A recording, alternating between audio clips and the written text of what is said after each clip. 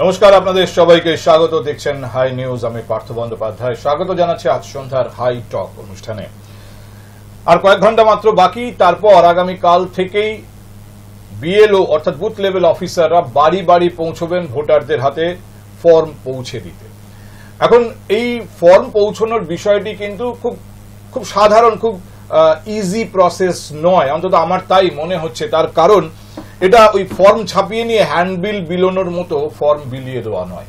প্রতিটি form voter specific, অর্থাৎ ফর্মের ওপর ভোটারের এপিক নাম্বার, ভোটারের ছবি, নাম সবই থাকবে এবং নির্দিষ্ট ফর্ম নির্দিষ্ট ভোটারের কাছে পৌঁছতে হবে।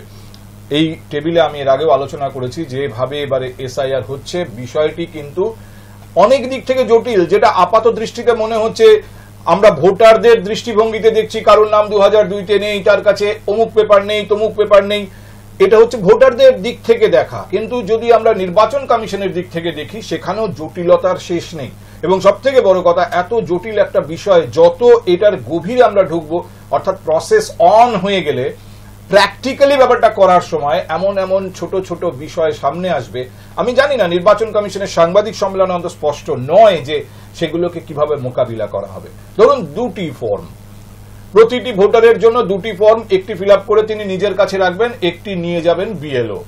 যদি কোনো কারণে ওভাররাইটিং হয়, যদি কোনো কারণে একটি ফর্ম ছিঁড়ে যায়, নষ্ট হয়, ওই ফর্ম কি জেরক্স করে নেওয়া যাবে, ডুপ্লিকেট ফর্ম আবার বিএলও দেবেন।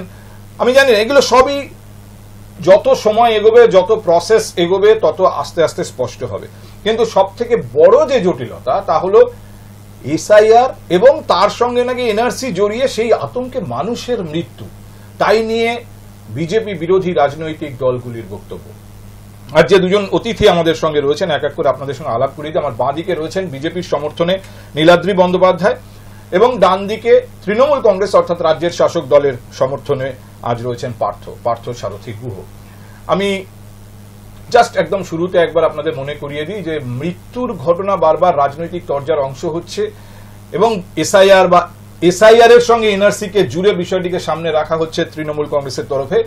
আবার একটি এরকম ঘটনা জানিয়ে আজ তৃণমূল কংগ্রেসের মুখপাত্র কুণাল ঘোষ তিনি রীতিমতো প্রেস রিলিজ বলা যায়, ভিডিও প্রেস রিলিজ পাঠিয়েছেন আমাদের কাছে।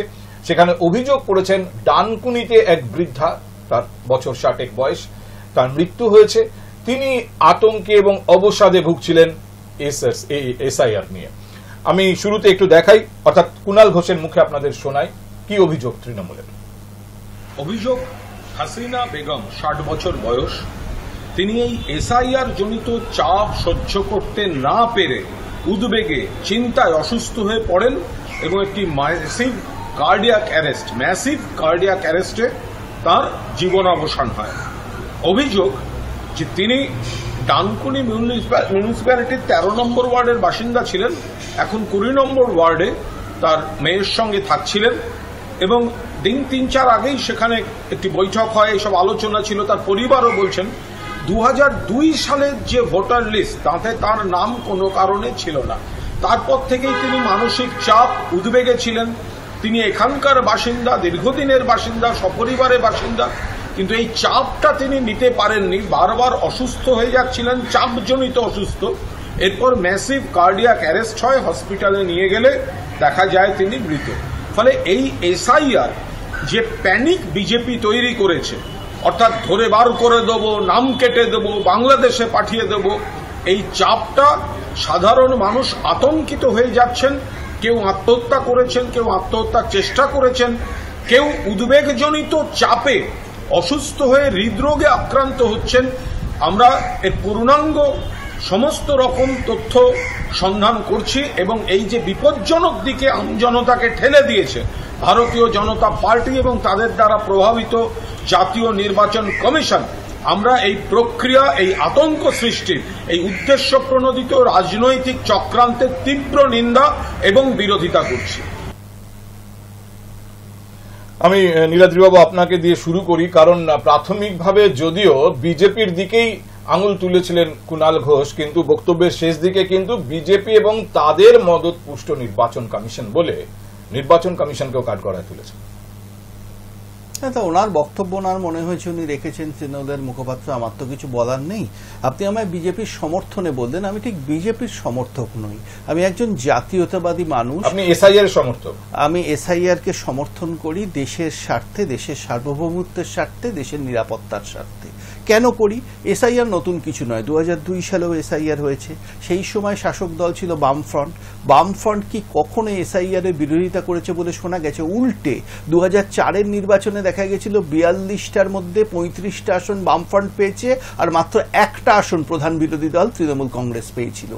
সেই আতঙ্ক থেকেই কি তৃণমূল আজ এসআইআর এর বিরোধিতা করছে? সেই এসআইআর হওয়ার পর যেহেতু তারা একে নেমে এসেছিল, আমার জানা নেই কেন এই আতঙ্কের পরিবেশ মানুষের মধ্যে তৈরি করছেন, যেখানে এতে আতঙ্কিত হওয়ার মতো এই মুহূর্তে কিছু ঘটেনি। ভবিষ্যতে তৈরি করছেন আপনি তো উল্টো বলছেন, তৃণমূল কংগ্রেস বলছে এসআইআর নিয়ে আতঙ্কে ভুগছে মানুষ, তার পেছনে বিজেপি আর বিজেপির মদতপুষ্ট নির্বাচন কমিশন। দেখুন, তৃণমূল কি বললো সেটা তাদের পার্টির বক্তব্য, কুণাল বাবু রেখেছেন, আমার কিছু বলার নেই। কিন্তু বাস্তব এটা হচ্ছে, তৃণমূল নেতারা বিভিন্ন বক্তব্য রেখে এটা নিয়ে একটা আতঙ্কের পরিবেশ তৈরি করছেন। প্রথমত যেমন বলছেন ঘুরপথে এনআরসি করা হচ্ছে, কোন তথ্যের ভিত্তিতে এটা বলছেন আমার জানা নেই। নির্বাচন কমিশন কোথাও বলেনি ঘুরপথে এনআরসি করা হচ্ছে, নির্বাচন কমিশনের সাথে বিজেপিকে লিঙ্ক করে দিচ্ছেন। এবার সেটা যদি বলেন, নির্বাচন কমিশনার সবসময় শাসক দলই ঠিক করে, ঠিক যেমন কংগ্রেস আমলেও নির্বাচন কমিশনার কে হবেন সেটা শাসক দল কংগ্রেস ঠিক করতো। 2005 সালে মমতা বন্দ্যোপাধ্যায় পার্লামেন্টে দাঁড়িয়ে বলেছিলেন যে নিয়ে এসআইআর নিয়ে এত বিভ্রাট, সেটা হচ্ছে বাংলাদেশের অবৈধ অনুপ্রবেশ হচ্ছে, এবং তখন কিন্তু তিনি বাম সরকারকে দায়ী করেছিলেন, কেন্দ্রে তখন কংগ্রেস সরকার। তিনি একবারও বলেননি অবৈধ অনুপ্রবেশের জন্য দায়ী কংগ্রেস সরকার, যেটা তৃণমূল এখন বলছে অবৈধ অনুপ্রবেশের দায়ী হচ্ছে বিজেপি সরকার। তিনি বলেছিলেন বাম সরকার দায়ী। এবং just to add to your logic, এই রাজ্যের যে রাজ্য নির্বাচন কমিশনের কমিশনার রাজ্য সরকার ঠিক করে, যার জন্য রাজ্য সরকার আলাপন বন্দ্যোপাধ্যায়, তার মানে কি নির্বাচন কমিশন হচ্ছে তৃণমূল? সেটা তো বলা যায় না। আসলে হিসেবটা অন্য। পার্থদা, কেন তৃণমূল ভয় পাচ্ছে বুঝুন। তৃণমূল আর বিজেপির ভোটের ফারাক 2024 সালের নির্বাচনে, লোকসভা নির্বাচনে হচ্ছে 43 লাখ পশ্চিমবঙ্গে, আর এসআইআর হলে আমার অনুমান বলছে অ্যারাউন্ড 1,23,00,000 মানুষের নাম বাদ পড়তে পারে অবৈধ ভোটার হিসেবে। যদি 1,23,00,000 মানুষের ভোটার হিসেবে বাদ পড়ে, তৃণমূল ভয় পাচ্ছে এর ফলে তাদের ভোটে ধস নামতে পারে, বিশেষ করে বাংলাদেশের যে বর্ডার এরিয়াগুলো। এই যে আপনি নাম্বারটা বললেন না, 1,23,00,000, তৃণমূল কংগ্রেসের নেতাদের আপত্তি এখানে। কিন্তু আমি জাস্টিফাই করছি, আমি জানি আপনাকে আমি জাস্টিফাই করার সময় দেবো। ইনফ্যাক্ট এই নিয়ে আজকে দিলীপ ঘোষ কি বলেছেন, ইনফ্যাক্ট কাল সন্ধ্যেবেলা বলেছেন, সেটাও আপনাদের শোনাবো। কিন্তু এই বিতর্কে যাওয়ার আগে যে প্রশ্ন কুণাল ঘোষ তুলেছেন, সেই প্রশ্নে আগে পার্থসারথী বলুন। কুণাল ঘোষ বলছেন, মানে আপনার দল বলছেন, আপনার যে দলের সমর্থক সেই দল বলছে যে মানুষের ভেতরে আতঙ্ক তৈরি হচ্ছে, এটা বিজেপি ছড়াচ্ছে, এবং বিজেপির সঙ্গে তিনি কাঠগড়ায় নির্বাচন কমিশনকেও তুলছেন। অর্থাৎ বলতে কি চাইছেন, এসআইআর বন্ধ করুন? না, এসআইআর বন্ধ করার কথা কিন্তু কুণাল বাবু একেবারেও বলেননি। কুণাল বাবু যেটা বলতে চেয়েছেন যে এই আতঙ্কে মানুষ মারা যাচ্ছে, তাহলে কি বলছেন? আতঙ্কে তো মানুষ মারা যাচ্ছে, এটা তো প্রত্যক্ষ, এটা তো আমরা প্রতিদিন দেখছি। প্রদীপ কর থেকে যে জিনিস শুরু হয়েছে, একের পর এক মহামারীর মতো এসআইআর আতঙ্ক ছড়িয়ে পড়েছে। এই কোভিড মহামারী বা যে আতঙ্ক আমরা দেখেছিলাম, এখন এই মুহূর্তে রাজনৈতিকভাবে এসআইআর আমাদের সাধারণ মানুষের মধ্যে একটা আতঙ্ক ছড়িয়ে তুলেছে। আমাদের আতঙ্কটা কারা ছড়াচ্ছে?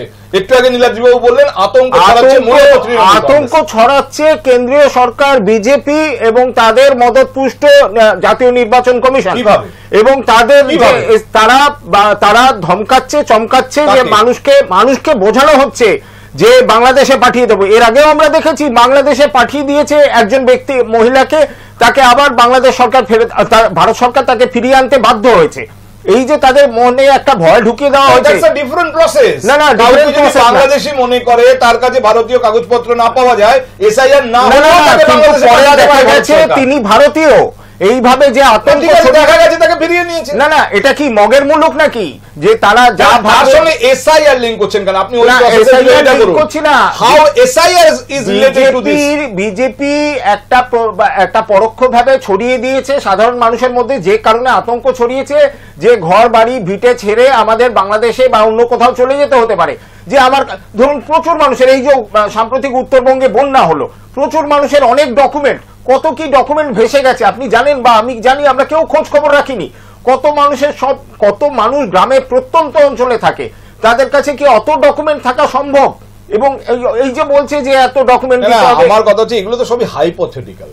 আপনি ধরে নিচ্ছেন তাদের কাগজ ভেসে গেছে, আপনি ধরে নিচ্ছেন তাদের কাছে কাগজপত্র নেই, আগেই আপনি ধরে নিচ্ছি না। মানুষের যদি কেন্দ্রীয় সরকার যদি একটা জাতীয় নির্বাচন কমিশন যে এসআইআর যে হঠকারী পদক্ষেপ নিয়েছে তার বিরুদ্ধে আমার বক্তব্য যে এসআইআর কি তৃণমূল কংগ্রেসের ভেতরেও নেই? যখন নির্বাচন কমিশন বলছেন বুথ ভিত্তিক বিএলএ অর্থাৎ বুথ লেভেল এজেন্ট, নির্বাচন কমিশনের যিনি অফিসার থাকবেন বিএলও, তার সঙ্গে কাজ করার জন্য প্রত্যেক রাজনৈতিক দলকে দিতে হবে।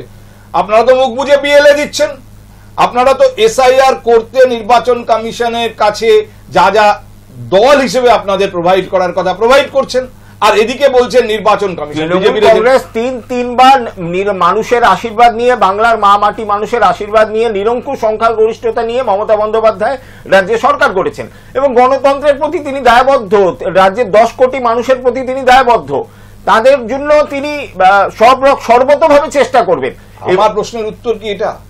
আমি আপনাকে একটা প্রশ্ন করলাম, আপনি তৃণমূল কংগ্রেসের ডেফিনেশনে চলে গেলেন। আমি বলছি যে বারবার মানুষের ভেতরে আতঙ্ক, এই কথাটা তো তৃণমূল কংগ্রেসই বলছে, এবং সেই জন্য নীলাদ্রি বাবু একটু আগে উল্লেখ করেছেন যে আতঙ্ক ছড়ানোর কাজটা তৃণমূল কংগ্রেস। আতঙ্ক ছড়াচ্ছে বিজেপি, আতঙ্ক ছড়াচ্ছে তৃণমূল নয়। তৃণমূল বরং আতঙ্ক প্রশমনের সর্বাত্মক চেষ্টা করছে তৃণমূল কংগ্রেসের পক্ষ থেকে সাধারণ মানুষের পাশে দাঁড়িয়ে। এবং আপনি জানেন আগামীকাল জননেত্রী মমতা বন্দ্যোপাধ্যায় এবং অভিষেক বন্দ্যোপাধ্যায় পথে নামছেন যাতে মানুষের এই আতঙ্ক কাটিয়ে সর্বাত্মক বার্তা দেওয়া যায়, আমরা মানুষের পাশে আছি। কিসের ভিত্তিতে একজন ষাটোর্ধ্ব মহিলা মরে যাওয়ার পরে তৃণমূল কংগ্রেস অফিসিয়ালি দাবি করছে যে তিনি এসআইআর এর আতঙ্কে মরে গেলেন? অবশ্যই, নিশ্চয়ই তিনি অবসাদে ভুগছিলেন। এই বৃদ্ধা দীর্ঘদিন ধরে তিনি অভিযোগ, মানে তার আত্মীয় স্বজনের মুখ থেকে আমরা শুনতে পাচ্ছি যে বৃদ্ধা অবসাদে ভুগছিলেন। তিনি ভাবছিলেন যে এই দেশ আমার নিজের বাংলা ছেড়ে চলে যেতে হবে। এই তার মধ্যে এরকম প্রচুর মানুষের মধ্যে এই অবসাদ তৈরি হয়েছে। এই অবসাদের এই দায় পুরো বিজেপির। বলুন নীলাদ্রি বাবু, অবসাদ কি সত্যিই তৈরি হয়েছে মানুষের ভেতরে? না, সেটা কোনো রিসার্চ করে দেখতে হবে সত্যি মানুষের মধ্যে অবসাদ হয়েছে কিনা। আমার তো স্টুডিওয়ে বসে বলা সম্ভব নয়, কিন্তু আমি ফিগারের ভিত্তিতে কথা বলতে চাই। প্রথম কথা হচ্ছে এসআইআর অতীতেও হয়েছে। 2002 সালে যখন এসআইআর হয়েছিল তখনও মানুষকে নথি দেখাতে হয়েছিল, সুতরাং এবছরে যখন এসআইআর হচ্ছে এবং হবে মানুষকে নথি দেখাতে হবে। বিহারেও দেখাতে হচ্ছে, পশ্চিমবঙ্গেও দেখাতে হবে। এবার নথি যদি বন্যার জলে ভেসে যায় সেটা নিশ্চয়ই নির্বাচন কমিশন বিচার করবে। এটা নিয়ে তো আতঙ্কিত হওয়ার কিছু আছে। যদি কোনো সমস্যা হয় 100 বার আমরা বলবো, কিন্তু সমস্যা হওয়ার আগেই আতঙ্ক এভাবে করার কোনো কারণ আছে বলে পার্থদা মনে হয় না। এবার আমরা মূল ফিগারে আসি। তৃণমূল কেন আতঙ্কিত হচ্ছে? মানুষ যতটা আতঙ্কিত তার থেকে তৃণমূল অনেক বেশি আতঙ্কিত বলে বক্তব্যে যেন মনে হচ্ছে। তো প্রথম কথা হচ্ছে পার্থদা, সাধারণভাবে কি হওয়া উচিত? জনসংখ্যা যতটা বাড়বে ঠিক ততটাই ভোটারের বাড়া উচিত। এবার আমি যদি 2001 সালের জনসংখ্যা দেখি আর 2024 সালে পশ্চিমবঙ্গের জনসংখ্যা দেখি, জনসংখ্যা বেড়েছে 30.9%। ফিগার একেবারে আমি অফিসিয়াল ফিগার বলছি, 30.9% জনসংখ্যা বেড়েছে। আর 2001 সালের যদি ভোটার দেখি আর 2024 সালে লোকসভার ভোটার দেখি, ভোটার বেড়েছে 56.1%। 2,73,00,000 ভোটার বেড়েছে। যদি ভোটার জনসংখ্যার অনুপাতে বাড়তে হয় তাহলে কিন্তু ফিগারটা আসছে 1,23,00,000 মতো ভোটার বাদ যাওয়া উচিত, যারা টেকনিক্যালি একেবারে যারা ভুয়ো ভোটার। এবার যে তৃণমূল জিতছে, তৃণমূল কি শুধুমাত্র পশ্চিমবঙ্গের ভোটারের ভোটে জিতছে না বাংলাদেশি অবৈধ অনুপ্রবেশকারী ভোটারের ভোটে জিতছে? এই প্রশ্নটা সামনে চলে আসছে। কারণ আরো স্পষ্টভাবে বলছি পার্থদা, বাংলাদেশ থেকে আসা অবৈধ অনুপ্রবেশকারীদের যে তৃণমূল আপনার ওই ভোটার কার্ড এবং আধার কার্ড করে দিতে সাহায্য করে, আপনারাই মিডিয়াতে দেখিয়েছেন তৃণমূল নেতৃত্ব করেছেন, তার বিরুদ্ধে কোনো ব্যবস্থা নেওয়া হয়নি। আরো স্পষ্টভাবে বলছি, যদি কোনো বৈধ ভোটারের নাম বাদ যায় আইনত ব্যবস্থা নেওয়া যেতে পারে। অথচ তৃণমূলের সর্বোচ্চ নেতৃত্ব থেকে নিম্ন স্তরের নেতারা রীতিমতো উস্কানি দিচ্ছেন, চোখ উপড়ে নেব, আগুন জ্বলবে, পুলিশ কোনো ব্যবস্থা নিচ্ছে না। এই সরকারকে তো এক্ষুনি বরখাস্ত করা দরকার এবং যারা উস্কানিমূলক মন্তব্য মিডিয়ায় করছেন বা রাজনৈতিক সভায় করছেন তাদের গ্রেপ্তার করা দরকার। প্রশাসন সেই ব্যবস্থা নিচ্ছে হচ্ছে না, ঠুটো জগন্নাথ হয়ে বসে আছে। এক্স্যাক্টলি আমি একটু আগে যেটা আপনাকে বলার চেষ্টা করছিলাম যে আজকে আলোচনাটাকে দুটো স্পষ্ট ভাগে ভাগ করে নেওয়া যাক, কারণ আমাদের হাতে মোটামুটি একটা সময় থাকে 50 মিনিটের মতো। দুটো ভাগ এই জন্য যে একটা ভাগে এটা নিয়ে আমরা আলোচনা করব যে সত্যিই কি মানুষ আতঙ্কিত হচ্ছেন, সত্যিই কি কোনো রাজনৈতিক কারণে, রাজনৈতিক ইন্টারেস্টে রাজ্যের শাসক দল আতঙ্ক ছড়ানোর চেষ্টা করছে, নাকি রাজ্যের শাসক দল যেটা বলছে অর্থাৎ তৃণমূল কংগ্রেস বারবার অভিযোগ করছে যে বিজেপির নেতারা এসআইআর কে এমন ভাবে রিপ্রেজেন্ট করছেন এবং এসআইআর এর ফলটাকে এমন ভাবে দেখাচ্ছেন মানুষের সামনে। গরিব মানুষ, বহু মানুষ হয়তো কাগজপত্র সত্যিই বোঝেন না, তাদের অনেকে হয়তো নামও লিখতে পারেন না, তাদের অনেকে মাধ্যমিকও পাশ করেননি, এই মানুষগুলো আতঙ্কিত হয়ে পড়ছেন বিজেপি নেতাদের কথায় যে আমি প্রমাণ করতে পারবো তো যে আমি এখানকার নাগরিকই ছিলাম। এই যে ব্যাপারটা, এইটা একটা ভাগে আমরা আলোচনা করি। একটু আগে যেটা নীলাদ্রিবাবু বললেন যে তৃণমূল কংগ্রেসের নেতারা চোখ উপড়ে নেব, গাছে বেঁধে পেটাবো এইসব বলছেন, এগুলো কেন বলছেন, এর জন্য কেন প্রশাসন ব্যবস্থা নিচ্ছে না। দ্বিতীয় অংশে আমরা ওই ফিগারের ব্যাপারে আসবো, কারণ একটু আগে নীলাদ্রিবাবু 1,23,00,000 কথা বলেছেন, কেন বলেছেন তার ব্যাখ্যা দিয়েছেন। আমরা দেখেছি গতকাল সন্ধ্যায় দিলীপ ঘোষের বক্তব্য, সেখানেও তিনি 1,30,00,000 কথা বলেছেন।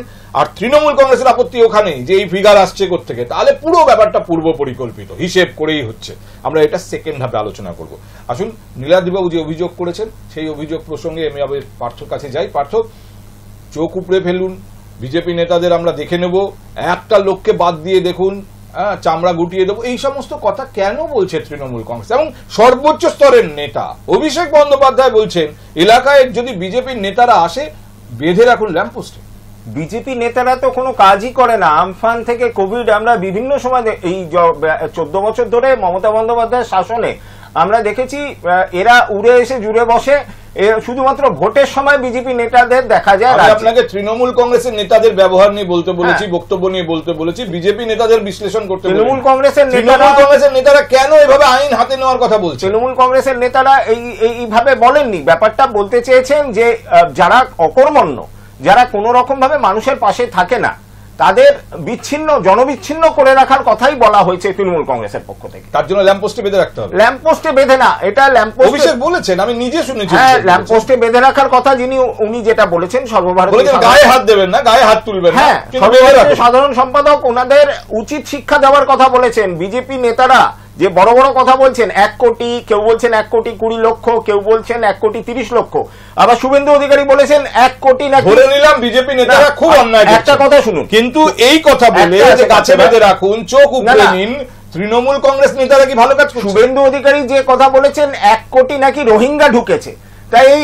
রোহিঙ্গার জনসংখ্যা আমরা যতদূর রাষ্ট্রপুঞ্জ সারথী ধরে নিচ্ছি অত্যন্ত অন্যায় করেছেন। রোহিঙ্গা 1 কোটি হতে পারে, কিন্তু গাছে বেঁধে রাখার কথা বলে, পোস্টে রেখে বেঁধে রাখার কথা বলে কি অভিষেক ঠিক করেছেন? আমি এই প্রশ্নের জবাব চাই। না, দেখুন, অভিষেক বন্দ্যোপাধ্যায় কিন্তু কাউকে কোনো রকম আঘাত করা, কারোর ওপর কোনো রকম অত্যাচার করার কথা বলেননি, কিন্তু উনি বলতে চেয়েছেন যে বিজেপি নেতারা রাজ্যের সাধারণ মানুষের কোনো রকম প্রয়োজনে, কোনো রকম আপদ বিপদের পাশে থাকে না, যারা 100 দিনের কাজের টাকা আটকে রাখে। হাইকোর্টের নির্দেশের পরে সুপ্রিম কোর্ট নির্দেশ দিয়েছে, এখনো জানি না এই নিয়ে তাদের কোনো পদক্ষেপ নেই, কোনো হেলদোল নেই।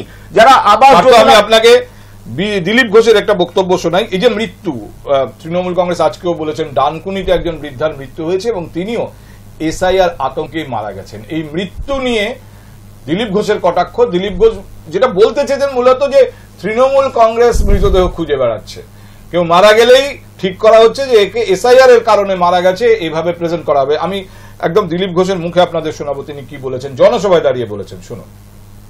যাদের টেনশন আছে তারাই ঘাবড়াচ্ছে। এখন নাকি যে মরে যাচ্ছে সে সুইসাইড করছে এনআরসির ভয়, কার বাপ মরছে, কার পিসা মরছে। 95 বছর লোক একটা মরেছে, সে নাকি এসআইআর ভয়ে মরে গেছে। আরে 95 বছর মানে সে তো 60-70 বছর ধরে ভোট দিচ্ছে, তার কিসের ভয়? এখন বাপ ঠাকুরদার সঙ্গে ঝগড়া, কাকার সঙ্গে ঝগড়া, তাকে মেরে দিয়ে জমি নিয়ে নিচ্ছে বলে এই দেখুন এনআরসিতে ভয় করে। গিয়ে 3 নেতারা বসে আছে, কে মরছে, কতজন রিপোর্ট এলো, বল তোর বাপ মরেছে এনআরসির ভয়। কি এনআরসি খায় না মাকে কেউ জানে না, তার ভয় নাকি মরে গেছে। এবং যে মরছে সে হাতে নোট লিখে, তার হাতে আঙুল নাই, সেও তার যে নোট আছে সেটা লিখে হাতে চেপে ধরে আছে। মরে যাক, দড়ি ছেড়ে যাক গলার, কিন্তু হাত ছাড়ছে না। এরকম দেখেছেন গলায় দড়ি কোথাও? এটা টিএমসির রাজত্বেই হয়। সুইসাইড নোট যেন হারিয়ে না যায়, বাকি সব যাক, প্রাণ যাক, সুইসাইড নোট যেন না। সেটা আবার মমতা ব্যানার্জি টুইট করছেন, কি ধপ্পাজি চলছে, কি বোকা বানাচ্ছে, বাঙালির কি ঘিলু শুকিয়ে গেছে, এগুলো বিশ্বাস করবে কেউ? আবার রোজ নাকি এখন মরছে। যখন ডিমনিটাইজেশন হয়েছিল, যারা দাঁড়িয়েছিল লাইনে টাকা তোলার জন্য, সারা দেশের লোককে তুলতে হয়েছে, তাতে দেখলাম রাহুল গান্ধীও লাইনে দাঁড়িয়েছে। আচ্ছা, তো যারা টাকা তুলতে গেছিলেন ফটাফট মরে গেল রাস্তায়, লাইনে ফটফট মরে যাচ্ছে টাকা তুলতে গিয়ে। যার অ্যাকাউন্টে টাকা নেই সে মরেছে, সেও নাকি টাকা তুলতে গিয়ে মরে গেছে। দিলীপ ঘোষ সেই সময় মনে করিয়ে দিয়েছেন ডিমনিটাইজেশনের সময় মানুষকে এটিএম এ দাঁড়িয়ে টাকা তুলতে হয়েছে, এটিএম এ দাঁড়িয়ে মানুষের মৃত্যু হয়েছে, অভিযোগ তৃণমূল করেছিল কিন্তু পার্থ।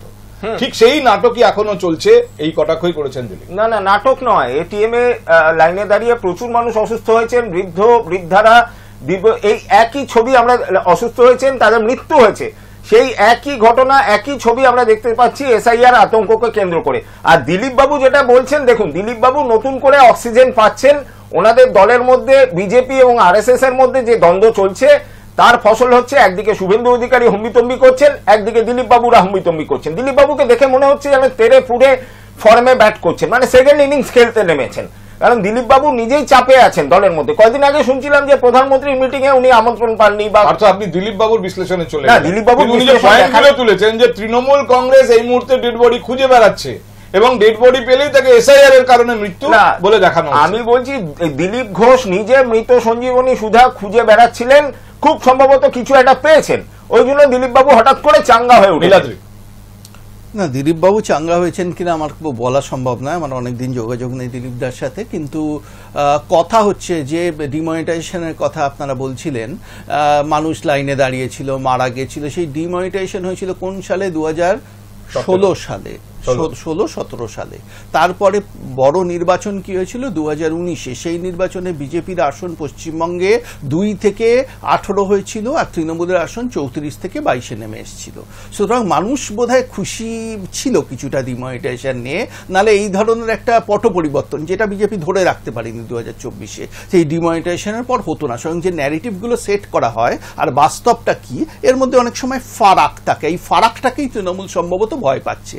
যে প্রশ্নের উত্তরটা পার্থদা পাওয়া গেল না, ধরুন কোনো বৈধ ভোটারের নাম বাদ পড়ল এই এসআইআর করতে গিয়ে, আমরা সবাই চাই তার বিরুদ্ধে ব্যবস্থা হোক, কেউ যদি নেওয়া হয় এই ধরনের বৈধ ভোটারের নাম বাদ পড়ে, নির্বাচন কমিশনের বিরুদ্ধে ব্যবস্থা হোক এবং সেটা আইন মেনে হোক, এটা আইনের দ্বারস্থ হওয়া যায়, আদালত আছে, সেটা না করে অভিষেক বন্দ্যোপাধ্যায়, এই উদাহরণ দিচ্ছি, বলেছেন, স্পষ্ট ভাষায় বলেছেন মিডিয়াতে, যে কোনো যদি বিজেপির নেতা আসেন তাকে গাছে বেঁধে রাখা হোক।